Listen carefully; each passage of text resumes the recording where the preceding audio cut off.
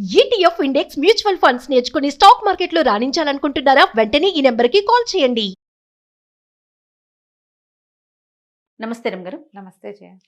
రమగారు, ఇటు 7 తరాలకి అటు 7 తరాలు కూర్చొని తిన్నా సరే తరగనంత ఆస్తులు సంపాదించాలి. చాలామందికి ఈ ఆలోచన ఉంటుంది. అవునా కదండి? కదా. కొంతమంది నానా కష్టాలు పడి కాస్త ఎంజాయ్ చేస్తూ కొంత సేవ్ చేస్తారు. మన తర్వాత తరాలు కూడా తినాలని. కొంతమంది ఈ ఎంజాయ్మెంట్ కూడా ఉండదండి. ఏముండదు. మనం ఒక్కరు ఈ జనరేషన్ మనం కష్టపడితే తర్వాత వచ్చి ఒక 7-8 తరాలు హ్యాపీగా చక్కగా అనుభవిస్తారనే ఆలోచనలో కొంతమంది ఉంటారు. నాకు అనిపిస్తుంది, ఇప్పుడు మనం ఎంజాయ్ చేయకుండా వాళ్ళ కోసం దాచి పుట్టుకుని మనకి ఏదన్నా అయితే ఒకవేళ నువ్వు ఎంజాయ్ చేస్తావు అయినా దాస్తావు, అప్పుడు ఎంజాయ్ చేసి దాస్తే కొంచెం పర్వాలేదేమో అని నాకు అనిపిస్తుంది. అంటే ఇప్పుడు ఇంత కష్టపడుతున్నందుకు మనకు ఒకటే జీవితం కదా, తర్వాత ఏమవుతుందో మనకు తెలియదు కదా. ఈ జీవితంలో మనం కూడా కొంత ఎంజాయ్ చేయాలి కదా, ఆనందించాలి కదా. మరీ కట్టేసుకొని అన్నీ స్ట్రిక్ట్గా ఉండి ఎక్కడికి వెళ్ళకుండా ఏమీ తినకుండా ఏమీ పెట్టుకోకుండా అది తప్పు. అది తప్పు కాదు. నువ్వు ఇప్పుడు హాయిగా ఉంటావు, ఎక్కడి నుంచి దొరికితే అక్కడ ఎవరిని అణిస్తే వాడిని అట్లా చేయకూడదు. మరి అదేగా జరుగుతుంది. అణిచి కాదు, అణచకుండా ప్రాపర్గా. జయ, అణచకుండా నీకు ఎక్కువ డబ్బు ఎలా వస్తుందో చెప్పమ్మా. ఎవరిని సంబంధించి అయితే ఎవరిని అణచకుండా, ఎవరికి ద్రోహం చేయకుండా, ఎక్కడా ఎక్స్ప్లాయిట్ చేయకుండా డబ్బులు రావమ్మా. కష్టం ఏదో వస్తుంది ఒక మాదిరిగా. మన పని మనం చేసుకున్నాం, ఉద్యోగం చేసుకుంటాము, వస్తుంది. అది మనకు సరిపోయి మన పిల్లలకు కూడా సరిపోతుంది. 30 తరాల దాకా సరిపోవాలంటే 300 మందిని ముంచితే గానీ 30 తరాలు గడపెక్క. కానీ అలానే ఉన్నారు కదా. అలాగే ఉన్నారు. కోట్లు కూడబెట్టే వాళ్ళలో నీకు వ్యాపార సామ్రాజ్య విస్తరణ జరుగుతుంది చూసావా. వీళ్ళ మీద, ఒక ఫ్యామిలీ మీద కొన్ని వేల మంది జీవితాలు ఆధారపడి ఉంటాయి. వాడు కూడబెట్టచ్చు, మనం వాడిని తప్పట్టకూడదు. వాడు ఒక్కడే ఎంజాయ్ వాడు పిచ్చగా ఎంజాయ్ చేసేస్తూనే ఉంటాడు. చేసేస్తూ ఎన్నో వేల కుటుంబాలకి బాసటగా ఉంటారు. ఉన్నాయి అట్లా వ్యాపార సామ్రాజ్యాలు లేవు. ఉన్నాయి. వాడిని మరి అంత తప్పటక్కర్లా. ఇంకొంతమంది ఉంటారు, ఎవరికి ఏమీ పెట్టేది ఏమి ఉండదు. ఆ ఇంట్లో ఉన్న 10 మంది 8 మంది వాళ్ళ దగ్గర పనిచేసే ఒక 5-6 అంతే. ఇక వీడు అక్కడ 100 ఎకరాలు, ఇక్కడ 1000 ఎకరాలు, అక్కడ 500 రకాలు, అక్కడో మేడ ఇక్కడో మేడ, ఏమిటేమిటో చేస్తారు. పుసుకున అర్ధరాత్రి హార్ట్ అటాక్ వస్తుంది. నిద్రలో వాడు మూలిగాడో ముక్కాడో కూడా భార్యకి తెలీదు. తెల్లారేసరికి చచ్చిపడి ఉంటారు. అంతే. ఈ ఇల్లు ఇన్ని కోటలు మేడలు మిద్దెలు ఎవరి కోసం? ఏం చేస్తారు వీళ్ళంతా? ఇలాంటి వాళ్ళు ఎంతమంది ఉన్నారమ్మా. పూర్వకాలం కూడా రాజులు ఇలా వాళ్ళు ఉన్నారు. అవును. ఒక మంచి కథ చెప్తాను చూడు దీని మీద. చెప్పండి. ఇలాంటి టాపిక్స్ మీద ఎన్ని కథలు ఉన్నాయో జయ. ఇది ఇప్పుడు సంపాదించద్దని కాదు, మేడలు మిద్దెలు ఏర్పరచుకోవద్దని కాదు, దానికోసం ఇతరులని పిండద్దని. నువ్వు ఎంత సంపాదించినా నీ లైఫ్ స్పాన్ భగవంతుడు సాధారణంగా 100 ఏళ్ళు మంది. నీ ఆరోగ్యము, నీ అనారోగ్యము, నీ జబ్బు, నీ తాలూకు గ్రహస్థితులతో అది 30 కావచ్చు, 10 కావచ్చు, 10 కావచ్చు, 30 కావచ్చు, 40 కావచ్చు, 50 కావచ్చు, 60 కావచ్చు. రేపొద్దున గృహప్రవేశం అయితే ఇవాళ సాయంత్రం కూడా నువ్వు పరలోకగత అవ్వచ్చు, చెప్పలేం మనం. తాపత్రయం ఎందుకు? హాయిగా ఉండు. నీతో పాటు ప్రజలు కూడా ఉండి హాయిగా. ఎవరిదో లాగేసుకోవాలని ఎందుకు అనుకుంటారు? నువ్వు ఎంత లాక్కున్నా నీకు 1000 ఏళ్ల జీవితం రాదే. అంతేగా. నీకున్న రాయబడిందే. భగవంతుడు ఇచ్చింది 100, అందులో నువ్వు తగలబెట్టుకున్నది ఎంతో. అది ఏ రోజో తెలీదు. బస్ ఎక్కి దిగని వాళ్ళు కనపడుతున్నారు, రైలు ఎక్కి దిగరు, విమానం ఎక్కి దిగలేరు, ఇంట్లో పడుకుని నిద్ర లేవలేరు, బాత్రూంలో నుంచి బయటికి రాలేరు. ఇది ప్రస్తుత కాలం. ఇప్పుడు జిమ్కి వెళ్ళి కూడా తిరిగి రాలేని వాళ్ళని ఎంతమందిని చూసామో మనం కదా. ఎందుకు వచ్చింది? ఇందులో ఏదైనా సహాయం చెయ్యి. కనీసం జీవన సాఫల్యాన్ని పొందు. నువ్వు ఎంత కూడబెట్టావని కాదు, నీతోటి ఏదొచ్చిందో నువ్వు పోయాక కూడా నీ మంచి ఏదైనా మిగిలితే అది నీది. నువ్వు పోయాక ఆస్తులు మిగిలితే అది నీది కాదు. ఏమంటారు మనవలు, ముని మనవలు, మా తాత ఇక్కడ 150 కొన్నాడు, ఆ 10 కూడా కొంచెచ్చాడు కాదు పాడువాడు అని తిడతారు. మా తాత ఎంత బాగా కొన్నాడు అని అనరు. ఇంకా అదేదో చేయలేదు, ఇదేదో చేయలేదు, అమావాస్య నాడు అట్టెట్టావా, పున్నన్నాడు పప్పేసావా అంటారు. అంతకంటే ఏముంది? అన్నీ చేశాడు కానీ మా తాత కొన్ని తెలివి తక్కువ పనులు చేశాడు. దీనికే నువ్వు సంపాదించింది అదే కదా. ఇంత సంపాదన ఆలోచించద్దు. ఆలోచించండి. ముని మనవళ్ళ పెళ్లిళ్ళకు కూడా మంగళసూత్రాలు చేయించి ముందు పెట్టుకోవాలనుకుంటారు. అసలు మన మనవాళ్ళ పెళ్ళిళ్ళ నాటికి సూత్రాలు ఉంటాయో ఉండవో. అదే కదా. ఇప్పుడే లేవు. ఏ పెళ్లి కూతురికి 16 రోజుల పండగ కాకముందే సూత్రాలు వెళ్ళిపోతున్నాయి మేళ్లలో నుంచి. నల్లపూసలు వేసుకుని తిరుగుతారు. ఉపయోగం లేని పని కదా. ఈ కథ చెప్తాను చూడు. పారసీక దేశం అంట. పర్షియాలో ఒక అబూ ఫజల్ అని ఒక రాజుగారు ఉండేవారు. ఆయనకి తన మేడంటే ఎంత ఇష్టమో చెప్పరా అని ఇష్టం. అలా ఇంటి మీద ప్రీతి చాలా మందికి ఉంటుంది. ఇప్పుడు మనకు కూడా ఉంటుంది. అయితే ఈ ప్రీతితోటి గోడలకి మణులు మాణిక్యాలు అద్దిచ్చేవాడు. బంగారపు మలామా చేయించేవాడు. ఇంకా అవేవో మొక్కలు, ఇవేవో మోళ్ళు, అదేమిటో పువ్వులు, ఇవేమిటో కాయలు. ఎక్కడికి వెళ్ళినా సరే ముత్యాలు కనపడితే ముత్యాలు తెచ్చి ఇంటికి అంటించేవాడు. రత్నాలు కనపడితే రత్నాలు తెచ్చి మేడ కంటించేవాడు. అట్లా పెద్ద మేడ కట్టాడు. బ్రహ్మాండమైన సౌధం. చుట్టూతా ఆయన వేసిన మొక్కలు, ఆయన చేసిన బ్యూటిఫికేషన్కి అంతే లేదు, అంతు లేదు. ఇట్లా దీనికోసం ఆయన మరి బయట నుంచి తెచ్చిన అంటించేవాడు. ఎప్పుడైనా ఏదైనా సంవత్సరం బొక్కసంలో డబ్బులు లేవంటే ఏదైనా ఒక చిన్న పన్ను యాడ్ చేసి ప్రజల దగ్గర నుంచి రాబట్టి అదంతా దీనికి మలామా చేయించేవాడు ఈ ఇంటికి, ఈ మేడకి. అట్లా ఎంతకాలమో జీవించి పోయాడు ఆయన. 80 ఏళ్ళుండి పోయాడు. అబూ ఫజల్ గారి కొడుకు అబూ షేక్ ఆయన రాజయ్య. పోయే ముందు వాళ్ళ నాన్న అబూ ఫజల్ గారు షేక్కి చెప్పారట, ఒరే షేక్ బాబు, ఇది మన ఇల్లు అంటే పంచప్రాణాలు రా నాకు. దీన్ని ఎంత సౌందర్యవంతంగా తీర్చిదిద్దాను. ఇంటిని భద్రంగా చూసుకో, కుదిరితే మరింత అందంగా తీర్చిదిద్దు అని చెప్పాడు. నాన్న చేతిలో పెట్టాడని షేక్ గారు కూడా యథాశక్తి ఇంటికి బ్యూటిఫికేషన్ చేయించారు. ఆయన తన 56వ ఏట పరంపదించారు. తాతగారు వేసిన పన్నులు ఉన్నాయి, తండ్రి గారు అబూ షేక్ గారు వేసిన పన్నులు నడుస్తూనే ఉన్నాయి. వీళ్ళు ఈ 55వ ఏట పరంపదించిన ఆయనకి ఒక కుమారుడు ఉన్నాడు. ఈయన పేరు రహీం. ఓకే. అయితే ఈయన అబ్బో ఆయనకి ఎంత సౌందర్యారాధకుడో ఆ కుర్రాడు. వాడికి ఒక 30 ఏళ్ళు ఉంటాయి. అయితే ఇక అబ్బాయి అన్ని పన్నులు అయిపోయినాయి. ఏం పన్ను వెయ్యాలి ప్రజల మీద? ముత్యాలు, రత్నాలు, వజ్రాలు అన్నీ అయిపోయినాయి. ఇప్పుడు చెట్లకి ఏవైనా సౌందర్యవంతంగా చేయాలనుకున్నాడు. మనకు మొక్కలకి ఇట్లా లైట్లు పెట్టి కనపడుతుంటాయి అక్కడక్కడ, వాటి కూడా బ్యూటిఫికేషన్. పెంపుడు కుక్కలకి మెడల్లోకి బంగారు బెల్టులు, వాటికి మెడలోంచి వేళ్లాడేందుకు బంగారపు వీటికి ఏమంటారు గంటలు. పిల్లులకి సౌందర్యం. అంత అద్భుతమైన ఇంట్లో తిరిగే కుక్క పిల్లి కూడా అందంగా ఉండాలి చూడు మరి. అంతే కదా. బాతులు ఉంటే వాటికి బ్యూటిఫికేషన్. బాతులకు కూడా కాళ్ళ గజ్జలు ఉండాలి, మెడలో అదేమిటో ఉండాలి, ఇంకేమిటో కావాలి. ఇన్ని చేశారు. చివరికి ఏమైంది, అన్ని ట్యాక్సులు టైట్. మంత్రి గారు అన్నారు, ఇంకా ట్యాక్సులు వేయలేమండి, ప్రజలు తిడుతున్నారండి, వద్దు, ఇంకా ఆగిపోదామంటే కుదరదు ఆయనకి. కాదు, ఏదో కొత్త రకం పెయింట్స్ వచ్చినాయి, అవి వెయ్యాలంటే మన దగ్గర డబ్బులు లేవు, మన దగ్గర వస్తున్నవన్నీ ఈ మెయింటెనెన్స్కి సరిపోతుంది. ఎప్పటికప్పుడు కొత్త కొత్త కూలీలను తేవటం, పై దేశాల నుంచి కొత్త కొత్త ఇళ్ల పని వాళ్ళని తేవటం. వాడు వచ్చి చైనా దేశంలో ఏం బొమ్మలు వేసేవాళ్ళు డ్రాగన్ బొమ్మలు ఇక్కడ వేస్తానంటాడు. దానికి పెయింట్ ఖరీదు, దానికి అంటించే బంగారపు రేకు ఖరీదు, దానికి రాళ్ళు ఖరీదు, ఉన్న రత్నాలు చాలవు, ఇంకేమిటో అనర్ఘరత్నాలు కావాలి, డబ్బు కావాలి. దాన్నిటికీ డబ్బులు కావద్దు. అందుకని ఏం బాగా ఆలోచించి ఆయన 4 పన్ను విధించాడు. 4 పన్ను. ఎవరెంత మాట్లాడితే వాళ్ళకంత పన్ను. 4 వాడడం.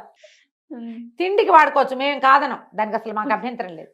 కానీ మీరు పబ్లిక్ లో మాట్లాడారంటే మీరు ఎంతసేపు మాట్లాడారో దానికి తగినట్టుగా. రమగారు మన ఇద్దరు ఉండుంటే ఆ కాలంలో తెగ నమ్మి ఇచ్చినా కూడా మన పన్ను తీరదు.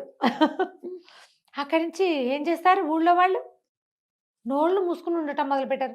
అవసరానికి కొట్టుకెళ్ళి బాబు అది ఇవ్వు ఇది ఇవ్వు, దీని రేట్ ఎంత అడగాల, వాడికో పావలా. కాసేపు ఏదో మా అమ్మాయికి ఒంట్లో బాగుండలేదని డాక్టర్ దగ్గర 10 నిమిషాలు చెప్పాడు, కాడికి 100 రూపాయలు. ఇక ఎన్ని చోట్ల పన్నులు, దానికోసం కొత్త కొత్త అధికారులు. మరి వాళ్ళందరి జీతం భత్యం ఇవ్వద్దు, వాటన్నిటికీ వీళ్ళ దగ్గర నుంచే రావాలి. నోరెత్తడానికి భయపడి చచ్చే పరిస్థితి వచ్చి అన్ని సైగులే. అన్ని చోట్ల కుదరదు చూడు. ఎట్లయితే పాపం పిల్లలకి అర్థం కాదు. బళ్ళో మాస్టర్లు పాఠం చెప్పాలంటే నోరు తెచ్చి చెప్పాల్సిందేనా? అక్కడికి చాలా పొదుపుగా పిల్లల్ని కేకలేకుండా ఉండేవాళ్ళు, అయినా కుదరలా. సరే ఏమైందట, ఇట్లా రోజులు గడుస్తున్నాయి. ప్రజలంతా కుక్కిన పేర్లల్లే ఉన్నారు, ఏం చేయాలో తెలియదు. ఆ ఊళ్ళోకి ఒక ఫకీర్ గారు వచ్చాడు. ఆయన రోడ్డు మీద తిరుగుతూ భగవంతుడి కోసం నాకు దానం చేయండి అని పిలుస్తున్నాడు. మా భవతి భిక్షాందేహి అంత పార్సీ భాషలో ఏదో అనాలి, అదేమిటో అంటున్నాడు ఆయన. ఒక 4-5 భగవంతునికి సంబంధించిన వాక్యాలు చెప్పి దానం చేయండి ఓహో అంటాడు. ఎవరు రారు. ఏమిటి ఊరు గొడ్డుపోయిందా? ఇదివరకు ఎప్పుడో 10 ఏళ్ల నాడు వచ్చినప్పుడు బ్రహ్మాండంగా భిక్ష పెట్టారే ప్రతి వాళ్ళు. ఎన్నో ఇళ్లలో, ఈ ఇళ్లలో తిన్నాను నేను. ఫకీర్లకు అన్నం బిడ్డ మారేశారేమిట్రా మీ మొహాలు మండ అని అరిచి కేకలు పెట్టాడు. ఓ ఇంట్లో ఒక ఆయన బయటకు వచ్చి ఇంట్లో నుంచి, బాబు అంతగా అరవకు, నువ్వు పన్ను కట్టాల్సి వస్తుందన్నాడు. అనేసరికి ఎందుకు పన్ను అంటే, మేమంతా 4 పన్ను కడుతున్నాం స్వామి, మేము ఎవరమేం మాట్లాడినా సరే ఇక తప్పదు, నీ అరుపులు భరించలేక వచ్చా. నేను మా ఇంట్లో నువ్వు 10 ఏళ్ళ నాడు వచ్చినప్పుడు మా ఇంట్లో నేను అప్పటికి కుర్రాన్ని, మా ఇంట్లోనే అన్నం తిన్నావు.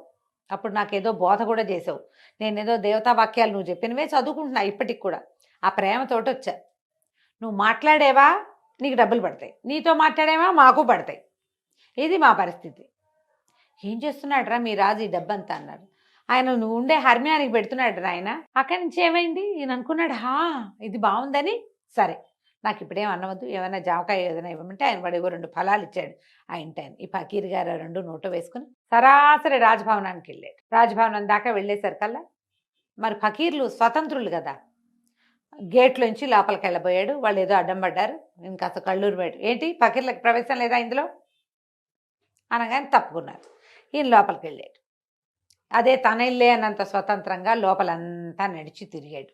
ఎక్కడో వంటశాల వాసనలు వస్తున్నాయి, అక్కడికి వెళ్ళాడు. వెళ్ళి అక్కడ పేట వేసుకుని కూర్చుని పెట్టు అంటే శుభ్రంగా అన్నం పెట్టారు. అయినమంతా అంత జోరుగా వచ్చి అడిగితే రాజుగారికి ప్రీతిపాత్రుడై ఉంటాడు అనుకున్నారు వాళ్ళు. లోపల నుంచి మొదట గేటు దగ్గర ఆపారు, కానీ తర్వాత వాళ్ళు ఎవ్వరూ ఆయన ఆపల. జోరుగా వచ్చేసాడు లోపలికి. మనం తక్కుతూ తారుతూ వెళ్తే అవతల వాళ్ళు అనుమాన పడతారు. మా ఇల్లే అన్నట్టుగా వెళ్ళిపోతే ఎవరేమంటారు. చక్కగా వంటశాలలో పక్కన పేటేసి కూర్చుని శుభ్రంగా ఆ రోజు రాజుగారి కోసం వండిన వంట అది భోజనం చేసాడు. విస్తట్లో వడ్డిచ్చేసుకుని, వాళ్ళ భాషలో ఏదో అంటారు, తెలుగులో కాబట్టి నేను విస్తరని చెప్తున్నా.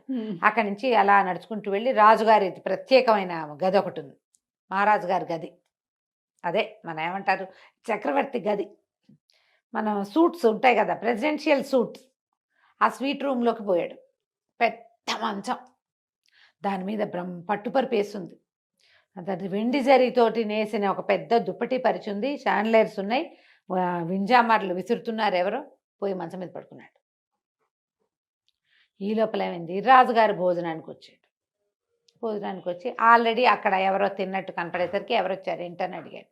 ఎవరో ఒక ఆయన ఫకీర్ వచ్చాడంటే, ఆయన వడ్డించమన్నాడు, వడ్డించేసామంటే ఎవర్రా అంటే ఎవరు తీసుకొచ్చారంటే ఆయనే వచ్చాడు.